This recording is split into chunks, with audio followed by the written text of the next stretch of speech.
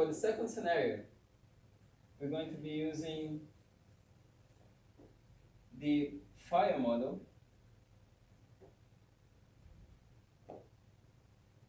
It's this ST2 fire model here.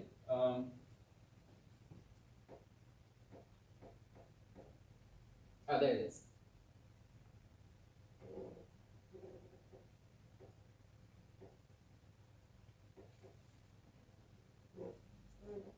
Make it transparent so that you can see it better.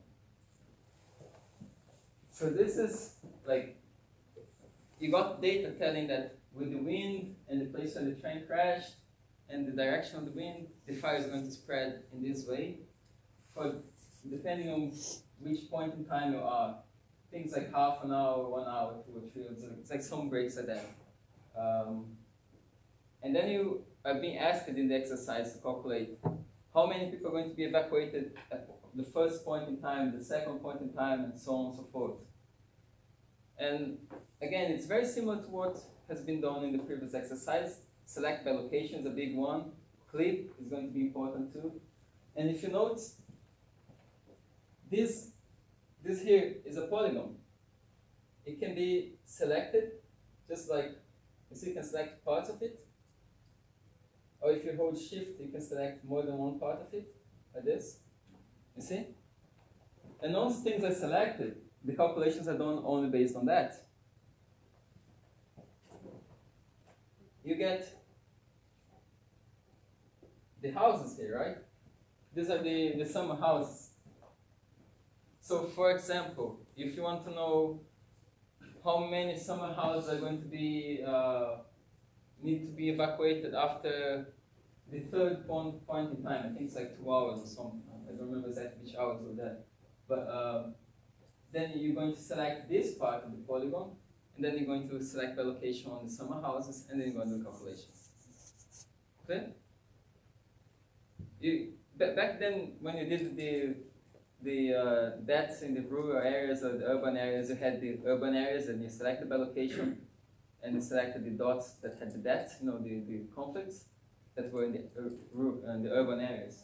It's the same logic, same tool, it's just with a different polygon.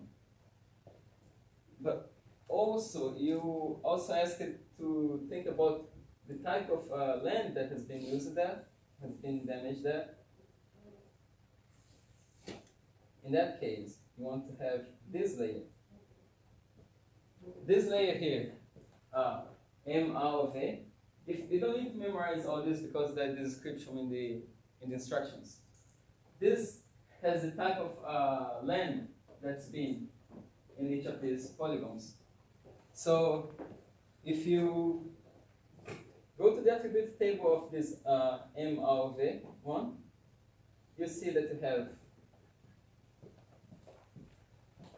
the area, see the ID, and you have what it is, right? It's a forest, it's a swamp, it might be like a agricultural land, and so on. So you might be asked to summarize how much of this is in the area that is in the fire, right? You're gonna clip that polygon, like we clipped the roads in the previous exercise, and then you're gonna use the new clipped one to do the calculations. That's one way of doing it. And of course, you're going to be using the fire, that fire polygon, that quarter of a circle. This one here, right? Let me clear the selection here. And put this over.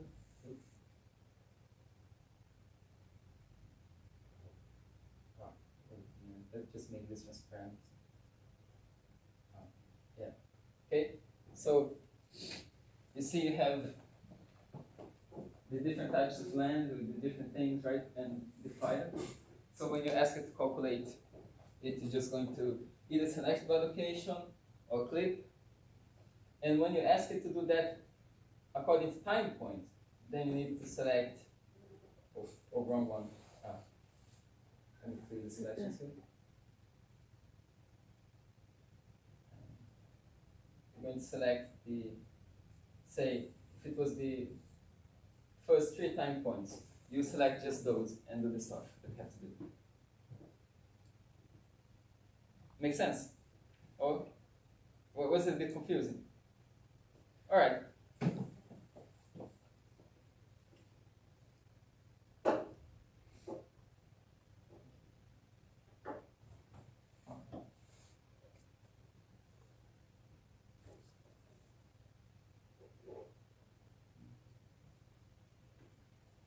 Yeah. So the scenario also asks if there are rivers, lakes nearby, or if there are natural barriers like wetlands that can help keep the fire from spreading. Again, you're going to go to, there's a layer that is with the rivers, there's a layer that has lakes, and there's this layer that has the swamps, so you can look using that. That's a scenario 2. Then there's scenario 3 and scenario 4. Yeah, there are 2 more. Don't blame me. It was not me who created the exercise. Not my fault. Not my fault. I'm just being paid to come here teach it to you guys. People up above me that make this stuff.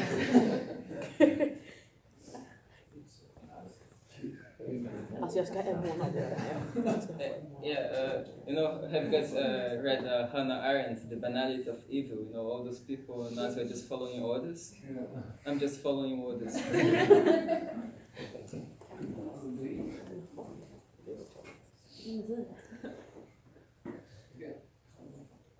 Okay, let's go to the scenario 3.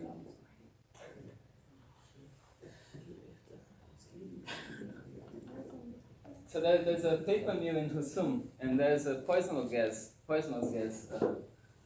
coming out of Husum. And then you want to calculate several things. Again, like how many people are affected by the poisonous gas, and like the same drill, like how many people need to be evacuated, yada yada. But there's a twist to this, because this time you're not given that neat, like a model with the fire. You need to create your own one. You're going to be creating your own with a buffer.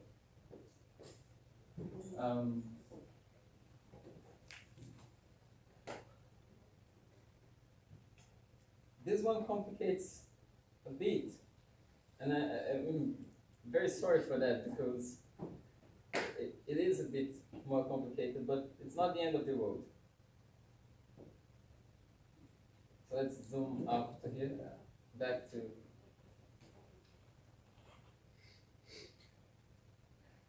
Okay, so I have here Özig, and I will not be able to locate Husum from my life in this thing. So yeah, if you guys need to take notes, this one is one that you guys should take notes, because the beginning is a bit tricky. You need to turn on something called the editor. So you just right click anywhere and just pick the editor here. See, I just right click on the toolbar anywhere, and then you have edit.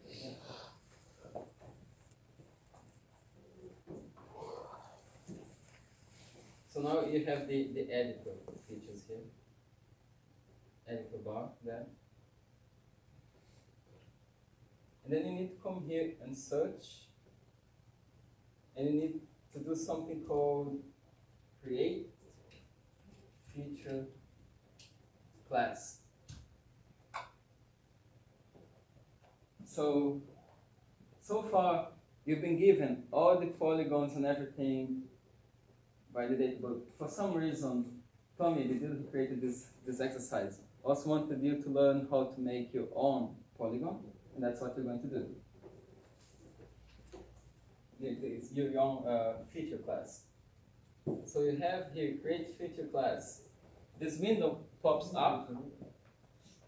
So in feature class location, you're going to pick where you want to save. That's where you usually save your files. I will just pick my, in this case I'm just going to pick my USB and where I'm saving these things. Feature class name, I'm just going to call this Husum. Geometry type, it's good that you pick point, because you won't have a point. this layer that we're creating is just a point showing where the paper mill is.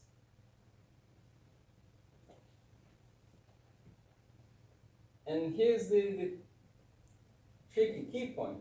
After you pick this, everyone take notes, right? You can go to environments. Environments, you get a new window there. And there's this thing here called output coordinates. This is very important. For a very important reason, you know, there are many different ways to have coordinates, like according to the way that you project the round shape of Earth in a map. There are many ways of projecting that. So we want the coordinate system in the thing that we're creating to be the same system of all the other things that we have. Otherwise, the point is going to be somewhere in the wrong place.